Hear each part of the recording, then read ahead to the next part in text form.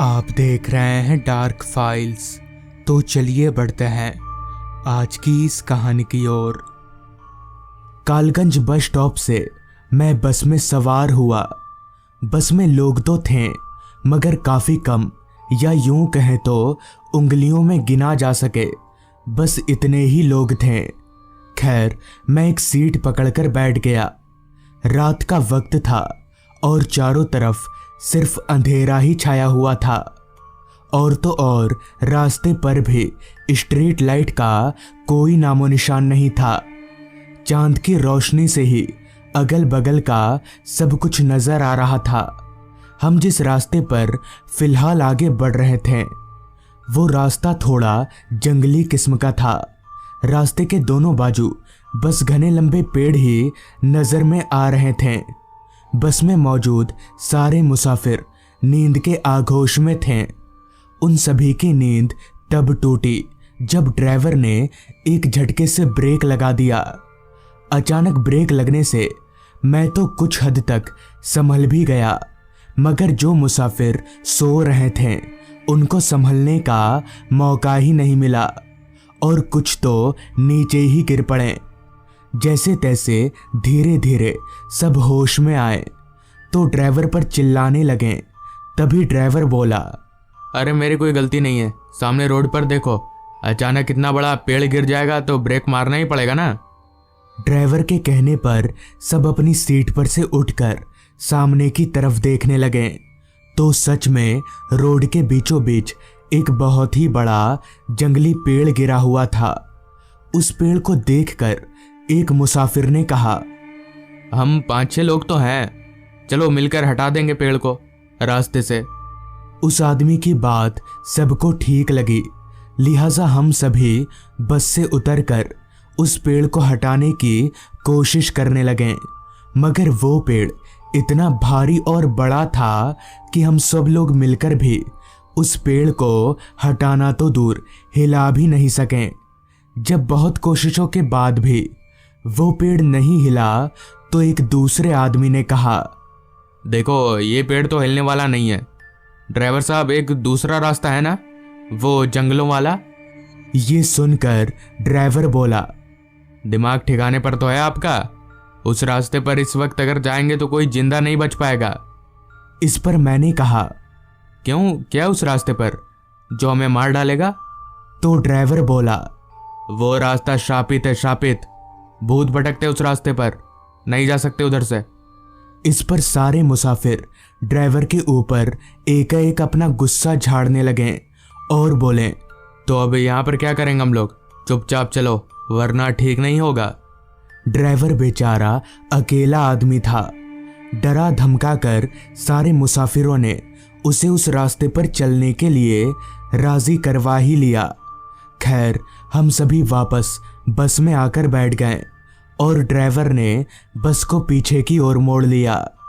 मुझे कहीं ना कहीं थोड़ी घबराहट तो हो रही थी क्योंकि मेरे साथ ये सब पहली बार हो रहा था, लेकिन मेरे पास दूसरा कोई चारा नहीं था। कुछ देर के बाद ड्राइवर ने बस को उस रास्ते से अलग एक दूसरे रास्ते की ओर मोड़ लिया।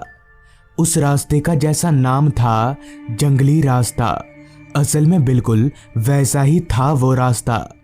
ऐसा लग रहा था जैसे हम रास्ते पर ना चलकर किसी जंगल में चल रहे हों, और जंगल होने की वजह से चांद की रोशनी भी सही से उस रास्ते पर पहुंच नहीं पा रही थी। ड्राइवर का बॉडी लैंग्वेज और पसीने से तरबतर हो चुकी उसकी शर्ट को देखकर साफ तौर पर पता चल रहा था कि वो बहुत ज्यादा डरा हुआ है। हालांकि मैं भूत प्रेत शापित इन सब चीजों पर विश्वास नहीं करता था, मगर पता नहीं क्यों उस माहौल में मुझे बहुत घबराहट सी हो रही थी। हमारी बस एक ही धुन में चली जा रही थी। बस में सवार सारे लोग धीरे धीरे वापस नींद के आगोश में जा रहे थे। मुझे भी धीरे धीरे अब नींद आने लगी थी, मगर मैं ये सोचकर सो नहीं रहा था कि अगर कुछ होगा तो देखूंगा। मगर खिड़की से बाहर देखते देखते नींद ने कब मुझे अपने आगोश में ले लिया पता ही नहीं चला। पता नहीं कितनी देर बाद, मगर जब मेरी आंख खुली तो बस वापस एक झटके के साथ रुकी हुई थी। बस में बहुत शोर हो रहा था क्योंकि बस का ड्राइवर अपनी जगह पर था ही नहीं। मतलब ये कि बस का ड्राइवर गायब था।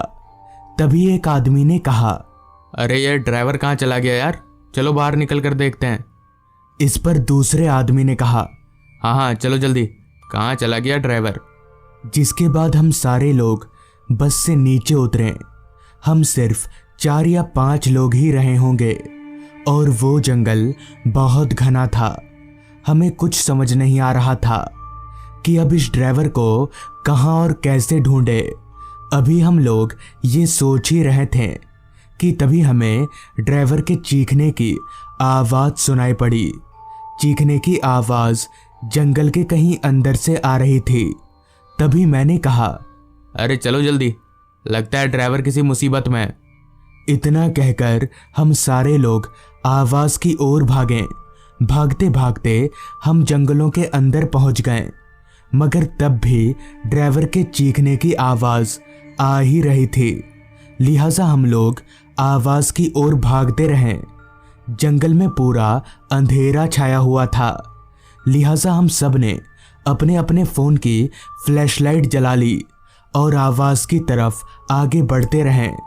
कुछ देर उस आवाज़ का पीछा करके हम जंगलों के बीचों बीच एक छोटे से घर के पास पहुँचे।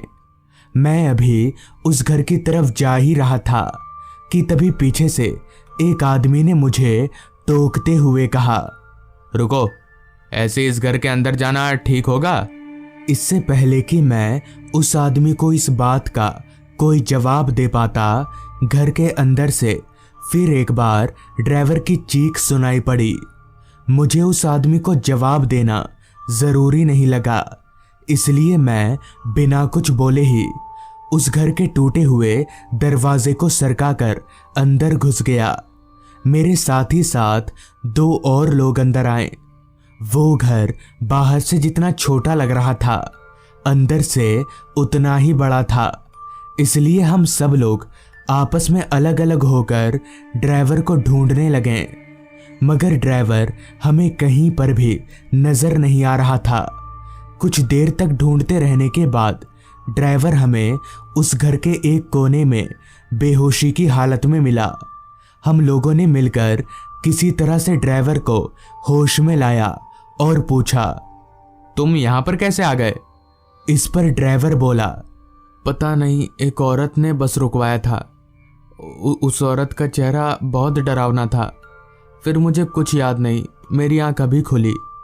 ड्राइवर की बात सुनकर मुझे और बाकी मुसाफिरों को बहुत हैरानी हुई कि अगर ड्राइवर यहाँ पर बेहोश पड़ा था तो फिर इतनी देर से चीख कौन रहा था। हमें वहाँ पर ज़्यादा देर तक रुकना ठीक नहीं लगा, लिहाजा हम लोग ड्राइवर को लेकर वापस बस में आ गए और उस रास्ते से बाहर निकल गए। अब पता नहीं ड्राइवर सच बोल रहा था या झूठ, मगर एक बात तो पक्की है कि उस रास्ते पर कुछ अजीब तो था, वरना ड्राइवर बेहोशी की हालत में उस घर में कैसे पहुंचता। और अगर वो तब से बेहोश था तो फिर चीखने की आवाज़ किसकी थी। बहुत से लोगों का कहना है कि उस रास्ते पर एक औरत की आत्मा भटकती रहती है, जिसे देखते ही लोग बेहोश हो जाते हैं और उस घर में पहुंच जाते हैं। हालांकि वो औरत की आत्मा किसी को भी नुकसान नहीं पहुंचाती। उस दिन के बाद से रात तो क्या, मैं दिन के वक्त भी उस रास्ते पर नहीं जाता और अब मैं पूरी तरह से भूत प्रेत आत्माओं पर विश्वास करने लगा हूँ। तो दोस्तों, ये थी आज की कहानी। अगर आपको ये कहानी पसंद आई हो तो चैनल को ज़रूर सब्सक्राइब कर लें। तो मैं आपका दोस्त आर्यन जल्द ही मिलूँगा आपसे ऐसी ही एक कहानी के साथ।